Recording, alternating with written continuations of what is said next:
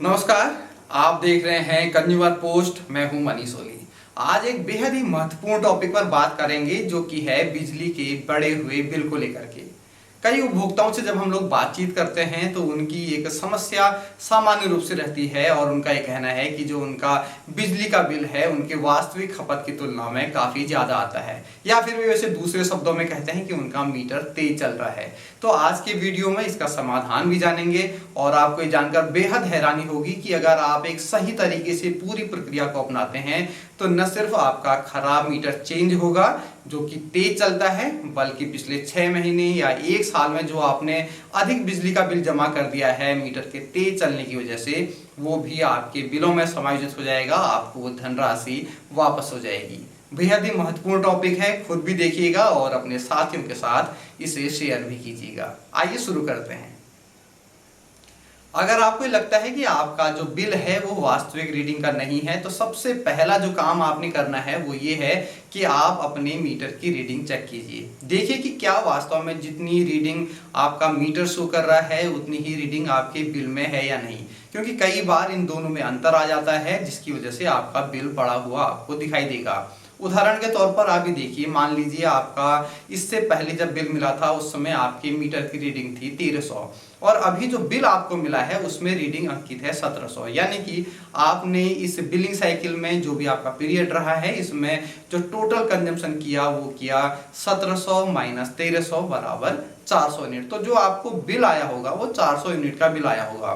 तो लेकिन अगर आप इसी दौरान अपने मीटर को चेक करते हैं और वहां पर ये देखते हैं कि आपका जो मीटर रीडिंग है, आपकी बिग मीटर में जो रीडिंग अंकित है वो है 1600, तो इसका मतलब कि जो आपका कंजम्पशन हुआ वो 1600 माइनस 1300 इक्वल टू 300 यूनिट, यानी कि आपको जो बिल मिलना चाहिए था वो 300 यूनिट का मिला जबकि आपको बिल मिला 400 यूनिट का। तो ये एक बिल्कुल डिफरेंट केस है। आपने इसमें ज्यादा कुछ नहीं करना है। अपने जो भी पावर कॉर्पोरेशन, बिजली डिपार्टमेंट, जहां से भी आप बिजली ले रहे हैं आप वहां जाइए और उन्हें बताइए कि आपकी जो मीटर रीडिंग है वो इतनी है और जबकि बिल उससे ज्यादा का दे दिया गया है, तो आपका बिल सही हो जाएगा और आपको जो अधिक बिल आने की शिकायत है वो दूर हो जाएगी।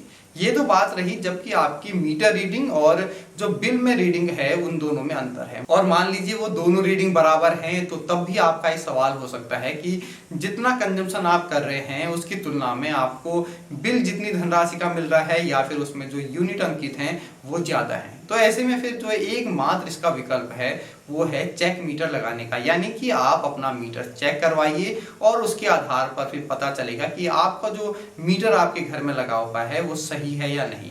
तो उसकी प्रक्रिया के बारे में देखते हैं कि क्या है पूरी प्रक्रिया और किस तरह से आपने किन किन बातों पर खास तौर से ध्यान देना है। तो चेक मीटर लगाने के लिए सबसे पहले आप एक एप्लीकेशन लिखेंगे अपने बिजली विभाग के लिए जिसमें आप मेंशन करेंगे कि जो आपको बिल मिल रहा है उसमें जो यूनिट है यानी कि जो कंजम्पशन शो हो रहा है वो उसकी वास्तविक यूनिट से अधिक उसे प्रतीत होता है और आपको ये शक है कि आपका मीटर तेज चल रहा है, इसलिए ये जो आपका परिसर में आपके घर में मीटर लगा है उसे चेक कराने का कष्ट करें। तो इस तरीके से आप एक एप्लीकेशन लिख करके डिपार्टमेंट में सबमिट करेंगे और साथ ही उसकी जो निर्धारित शुल्क है उसे भी जमा करेंगे। अलग अलग राज्यों में ये शुल्क निर्धारित किया गया है। सामान्य रूप से घरेलू उपभोक्ता के लिए 100 रुपए के आसपास का चेक मीटर का शुल्क होता है। आप अपने राज्य के विद्युत नियामक आयोग द्वारा जारी जो टैरिफ ऑर्डर है उसमें देख सकते हैं कि आपके वहां चेक मीटर लगाने का शुल्क कितना रखा गया है।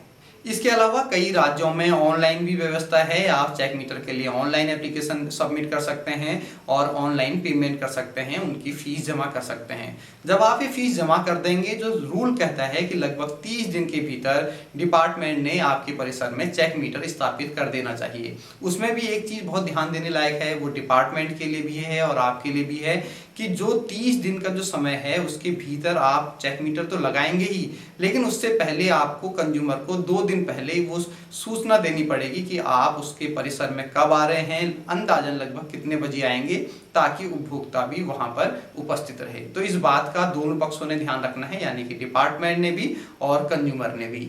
तो ये पूरी प्रक्रिया करने के बाद डिपार्टमेंट के कर्मचारी आपके घर में आएंगे और आपके मीटर के बगल में एक दूसरा मीटर स्थापित करेंगे, यानी कि चेक मीटर। इस दौरान जो भी आप कंजम्पशन करेंगे वो दोनों मीटर उसको रीड करेंगे, यानी कि आपके द्वारा खपत की गई जो बिजली है उसको चेक मीटर भी रीड करेगा और साथ ही आपका पुराना मीटर भी रीड करेगा। इसके आधार पर ये चेक किया जा सकता है कि जो आपका पुराना मीटर यानी कि जो लगा हुआ मीटर है आपके वहाँ पहले से, वो सही काम कर रहा है या तेज है या फिर धीमा वो चल रहा है। इस दौरान आपने एक बहुत ही महत्वपूर्ण विषय पर ध्यान देना है, वो है सीलिंग सर्टिफिकेट। जी हाँ, सीलिंग सर्टिफिकेट एक ऐसा डॉक्यूमेंट है जब आपके वहाँ कोई मीटर नया लगाया जाता है या चेक मीटर के रूप में स्थापित किया जाता है तो उसकी डिटेल उस सर्टिफिकेट में भरी जाती है। तो जब आपके वहाँ चेक मीटर लगाया जाएगा तो आपकी जो सीलिंग सर्टिफिकेट है उसमें दोनों मीटर की रीडिंग मेंशन होती है, यानी कि आपके वहाँ मान लीजिए कोई एक्स मीटर लगा हुआ है, नया मीटर वाई लग गया, तो एक्स की रीडिंग कितनी है और वाई की रीडिंग कितनी है। ये उस दिन की प्रक्रिया है जब आपके वहाँ सबसे पहले दिन चेक मीटर स्थापित किया जाएगा। वो सीलिंग सर्टिफिकेट भरा जाएगा, उसमें डिपार्टमेंट के लोग साइन करेंगे और साथ ही कंज्यूमर के लिए भी साइन करने का एक कॉलम होता है, आप भी वहां पर साइन करेंगे।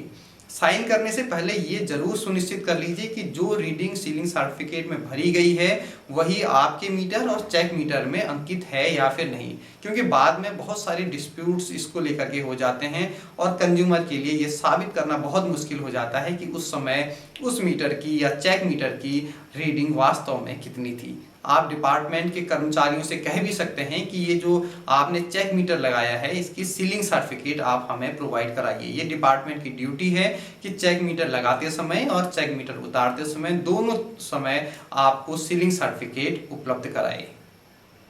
अब मान लीजिए ये जो चेक मीटर है ये लगभग 15-20 दिन डिपार्टमेंट अपने हिसाब से इसको आपके परिसर में स्थापित करेगा और फिर उसको फाइनल रिपोर्ट तैयार करेगा। अगर आपका मीटर 3% से कम स्लो या फास्ट है तो उसको सामान्य माना गया है। मान लीजिए आपका मीटर 3% फास्ट है या फिर 3% स्लो है तो उसमें कोई परिवर्तन नहीं होगा, वो मीटर आपका वहीं पर लगा रहेगा। या फिर अगर वो दोनों की रीडिंग बिल्कुल बराबर आती है इसका मतलब कि आपका मीटर बिल्कुल सही काम कर रहा है। अब आपको अपना कंजम्पशन कम करने की जरूरत है अगर आपको लगता है कि आपका जो बिजली का बिल है वो अधिक आ रहा है। लेकिन अगर मान लीजिए उन दोनों में अंतर आता है और आपका मीटर तेज चलता हुआ साबित हो जाता है तो उसमें आपका जो पुराना मीटर है वो बदल दिया जाएगा, यानी कि जो खराब मीटर है, तेज चलने वाला मीटर है, वो डिपार्टमेंट बदल देगा और साथ ही जो चेक मीटर के रूप में आपके घर में जो मीटर लगाया गया था उसे ही अब आपका मीटर मान लिया जाएगा और उसी से अब आपकी सप्लाई हो जाएगी।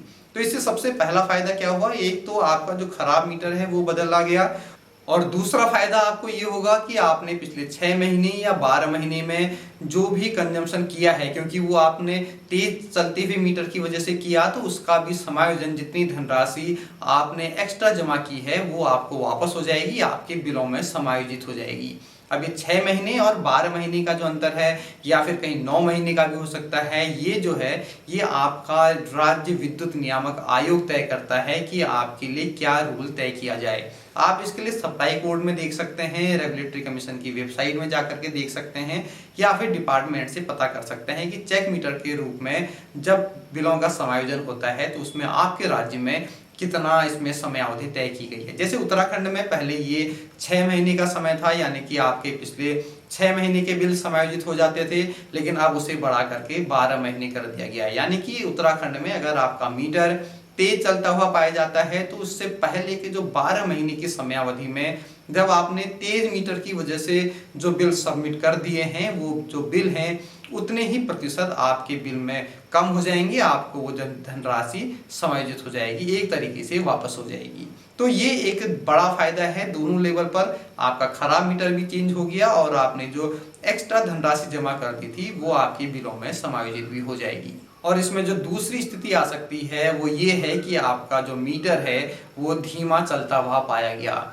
ऐसे में आपको वो एक्स्ट्रा धनराशि जमा करनी पड़ेगी डिपार्टमेंट में जो आपने स्लो मीटर की वजह से जमा नहीं की थी। जितना भी प्रतिशत आपका मीटर स्लो यानी कि धीमा चलता हुआ पाया जाएगा उतनी धनराशि आपके बिलों में ऐड कर दी जाएगी, जोड़ दी जाएगी, वो बिल धनराशि आपने जमा करनी होगी। अगर कंज्यूमर का मीटर धीमा चलता हुआ पाया गया, क्योंकि अब ऐसे में उसे एक्स्ट्रा बिल धनराशि जमा करनी पड़ेगी, तो हो सकता है कि इस टेस्ट रिपोर्ट से वो सहमत न हो, या फिर वो जो सीलिंग सर्टिफिकेट भरा जाएगा, जो टेस्ट रिपोर्ट भरी जाएगी, उसमें हस्ताक्षर करने से वो मना कर दे, इसको मानने से इनकार कर दे। तो ये जो राइट है ये कंज्यूमर के पास है। अगर आपको लगता है कि ये जो टेस्ट किया गया आप इससे संतुष्ट नहीं हैं, तो आपके पास एक दूसरा विकल्प बचता है। ये जो आपका मीटर है उसे इलेक्ट्रिकल इंस्पेक्टर या फिर थर्ड पार्टी, जो भी आपके राज्य में तय किया गया हो, वहां आप इसको चेक करा सकते हैं। और इलेक्ट्रिकल इंस्पेक्टर या फिर जो थर्ड पार्टी मनोनीत की गई है उसके द्वारा जो भी इसमें रिपोर्ट दी जाएगी, जो भी फाइनल डिसीजन दिया जाएगा, वो एक इसमें अंतिम निर्णय होगा। उसे दोनों पक्षों को मानना पड़ेगा, चाहे वो कंज्यूमर हो या फिर डिपार्टमेंट। अधिकांश कंज्यूमर को इसके विषय में जानकारी नहीं रहती, तो इस वजह से वो असंतुष्ट होते हुए भी वो जो धनराशि है वो जमा कर देते हैं, जबकि आपके पास एक राइट है कि आप उसमें अपनी असंतुष्टि व्यक्त कर सकते हैं और उस मीटर को दोबारा चेक करने की जो प्रक्रिया है उसे अपना सकते हैं। तो ये था आज का वीडियो चेक मीटर को लेकर के या फिर तेज चलते हुए मीटर को लेकर के। मुझे पूरी उम्मीद है कि आपको आज का ये वीडियो पसंद आया होगा।